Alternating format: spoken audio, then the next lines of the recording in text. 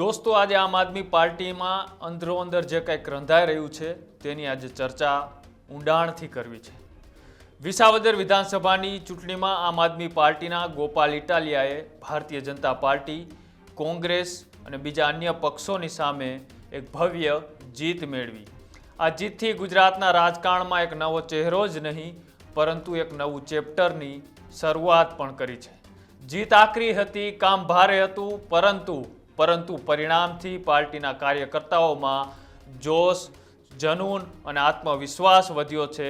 પણ શું આ જીત પાછળ ગોપાલ ઇટાલિયા અને પાર્ટીના પ્રમુખ ઈસુદાન ગઢવી વચ્ચે આંતરિક શાંત ટકરાવ ચાલી રહ્યો છે? આવી ચર્ચાઓ થઈ રહી છે એટલે એના માટે કરવી છે આજે ઊંડાણથી વાત। તો નમસ્કાર, આપ જોઈ રહ્યા છો ન્યૂઝ રૂમ। આપની સાથે છું કૃણાલ આહિર।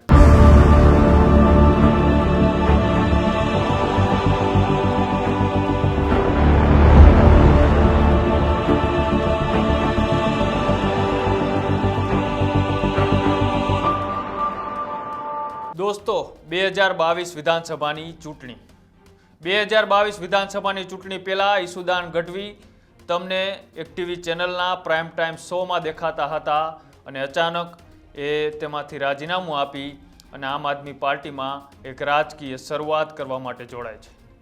આ શરૂઆતથી ગુજરાતના રાજકારણમાં આમ ખળભળાટ મચી ગયો હતો। ચર્ચાઓ શરૂ થઈ હતી કે ઈસુદાન ગઢવી જેવા નેતાઓ કેમ આમ આદમી પાર્ટીમાં, અને સાથે જ થોડા સમય પહેલા એટલે કે જો ભૂતકાળ એનાથી પણ જૂના ભૂતકાળમાં જાય તો ગોપાલ ઇટાલિયા એ તત્કાલીન ગૃહમંત્રી ગુજરાતના એવા પ્રદીપસિંહ વાઘેલા ઉપર જૂતું ફેંકે છે અને જૂતું ફેંક્યા બાદ ચર્ચામાં આવ્યા છે અને ચર્ચામાં આવ્યા બાદ એમના જ સાથીઓ કોઈને કોઈ પાર્ટીઓમાં જોડાતા ગયા। એ પછી હાર્દિક પટેલ હોય, જિગ્નેશ મેવાણી હોય કે પછી અલ્પેશ ઠાકોર હોય, આ તમામ ટુકડીઓ અલગ અલગ વેચાતી ગઈ। ત્યારે રસ્તો પસંદ કર્યો ગોપાલ ઇટાલિયાએ આમ આદમીમાં જોડાવાનો। ત્યારથી શરૂઆત થાય છે। બંને આ વિધાનસભાની ચૂંટણીઓ લડે છે, પણ તે પહેલાં નક્કી કરવાનું હતું કદાચ જીતી જવાય પંજાબની જેમ તો મુખ્યમંત્રી કોણ।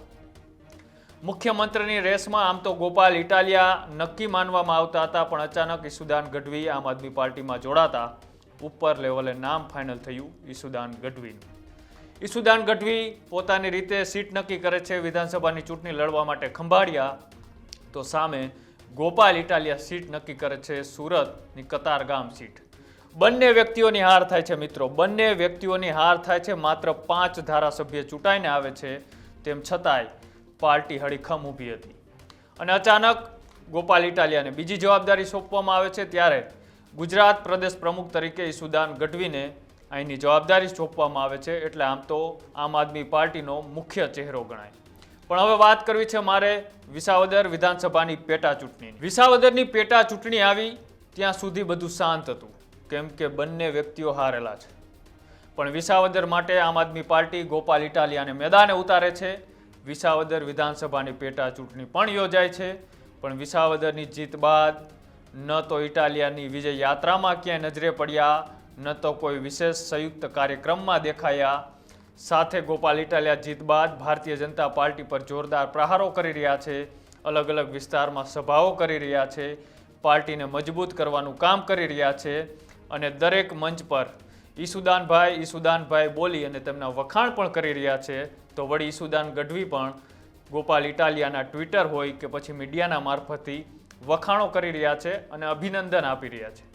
પરંતુ હવે પ્રશ્ન ઊભો થાય છે કે દૂરથી વખાણ કરે છે ત્યારે એક મંચ પર સાથે કેમ નથી દેખાતા?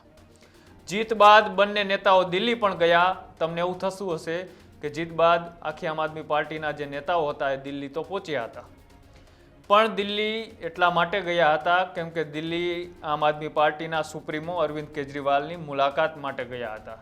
ત્યારબાદ ઇટાલિયા સુરત જાય તો ઈસુદાનભાઈ અમદાવાદમાં હોય, ઇટાલિયા વિસાવદર જાય તો ગઢવી સુરતમાં દેખાય। હવે બંને વ્યસ્ત દેખાઈ રહ્યા છે।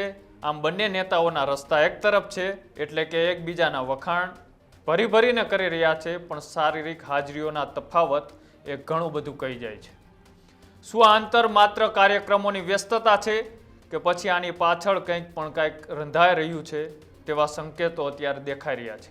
ગુજરાતના રાજકારણના વિશ્લેષકો તો કહી રહ્યા છે કે આપની અંદર પણ હવે જૂથવાદનું એક નવું બીજ રોપાવાની શરૂઆત થઈ ચૂકી છે। એક તરફ જૂની લીડરશિપ ઈસુદાન ગઢવી જે મીડિયા અને સંવાદથી ચહેરો બન્યા, તો બીજી તરફ નવા માટીના આગેવાન આંદોલનમાંથી નીકળેલા ગોપાલ ઇટાલિયા જેમણે પાર્ટીમાં રેલીઓ કરી જનૂન ભર્યું અને સાથે સાથે કાર્યકર્તાઓમાં આત્મવિશ્વાસ વધારવાની પણ ભૂમિકા બનાવી. પાર્ટી વિજેતા તો બની રહી છે, પેટા ચૂંટણીમાં જીતી. હવે વાત છે 2027 વિધાનસભાની ચૂંટણીમાં એક જૂથ થઈને લડવાની. પાર્ટીના કાર્યકર્તાઓમાં જોમ છે, જુસ્સો છે, આત્મવિશ્વાસ છે, પણ શું નેતૃત્વની લડત હવે બહાર નહીં પણ અંદર શરૂ થઈ છે? અંદરો અંદર લડાઈઓ શરૂ થઈ છે. આવું એટલા માટે થાય કે રાજકારણમાં તમે ઊંડાણથી નજર નાખો ને ત્યારે રાજનેતાઓને ખુરશી દેખાતી હોય છે. પાર્ટી બચે કે ના બચે પણ ખુરશી પેલા બચવી જોઈએ. આ રાજનેતાઓનો પેલો અધ્યાય હોય છે. બંને વ્યક્તિઓ હારી ચૂક્યા હતા, એક વિસાવદરની વિધાનસભાની પેટા ચૂંટણીમાં જીતી ચૂક્યા છે. એટલે હવે સવાલ ઈસુદાન ગઢવી ઉપર થઈ રહ્યો છે કે ઈસુદાન ગઢવી ક્યાંક ને ક્યાંક નારાજ દેખાઈ રહ્યા છે. ઈસુદાન ગઢવી હવે પોતાની સીટ ગોતી રહ્યા છે, પોતાનું પદ ગોતી રહ્યા છે અને કદાચ એ ચહેરો હવે દબાતો જાય છે અને ગોપાલ ઇટાલિયાની હાઇટ વધતી જાય છે. એટલા માટે ચર્ચાઓ શરૂ થઈ છે. વિસાવદરની જીત એ આમ આદમી પાર્ટી માટે એક નવી ઉર્જા લાવનારી હતી, પણ એક યુવા ધારાસભ્ય અને એક અનુભવીદાર પ્રદેશ પ્રમુખ વચ્ચે જો માનસિક અંતર વધતું જશે તો 2027 પહેલાં પાર્ટીમાં જૂથ કે નારાજગી ઊભી થશે અને 2027 પહેલાં જો આવું કાંઈ થાય તો ગુજરાતમાં આમ આદમી પાર્ટીના ભવિષ્ય માટે પણ એક સંકટ ઊભું થઈ શકે.